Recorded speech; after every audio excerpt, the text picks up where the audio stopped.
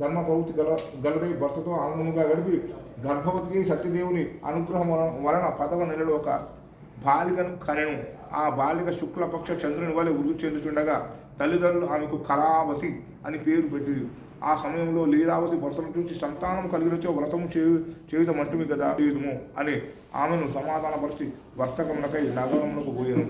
కళావతి తండ్రి ఇంటిలో పెరుగుచుండెను. ఇట్లు యుక్త వయసు వచ్చిన తర్వాత కళాభవనం వచ్చును. తర్వాత కొంతకాలము వ్యాపారము దక్షిణ కళా సాధువు అల్లుడితో కలిసి వాణిజ్యులకి బయలుదేరము.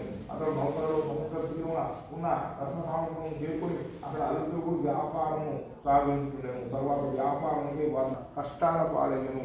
ఇంటిలోని ధనవంతయు దొంగలు అపహరించి లీలావతి మనం వేస్తే రోగగ్రస్తులాయను. తినటకు తింటూ దొరక్క ఇంటికి కొలుచుండెను. ఒకసారి సాయంకాలం మీద కళావతి ఒక బ్రాహ్మణుని ఇంటికి మదాఫలములకు పోయాము. అక్కడ సత్యనారాయణ కళావతి రాత్రి పొద్దుపోయి ఇంటికి చేరాను. అప్పుడు తల్లి అనుభవించాను, అమ్మాయి ఇంత రాత్రి వరకు ఎక్కడ నుంటివి, నీ మనసులో ఏమున్నది అని అడిగాను. వెంటనే కళావతి, అమ్మ నేను ఒక బ్రాహ్మణుని ఇంటికి సత్యనారాయణ స్వామి వ్రతం జరుగుతుండగా చూస్తూ ఉండిపోయాను. ఆ వ్రతం కోరిన కోరికలు తీర్చున్నట్టు కదా అని. అవును, వ్రతాంతం ముందు స్వామి నా భర్తను అల్లును సుఖంగా ఇంటికి చేరినట్టు అనుగ్రహించము, వారి తప్పులను క్షమింపము అని ప్రార్థించను. లీలావతి చేసిన ఈ వ్రతం చేయి సంతోషింపబడిన సత్యదేవుడు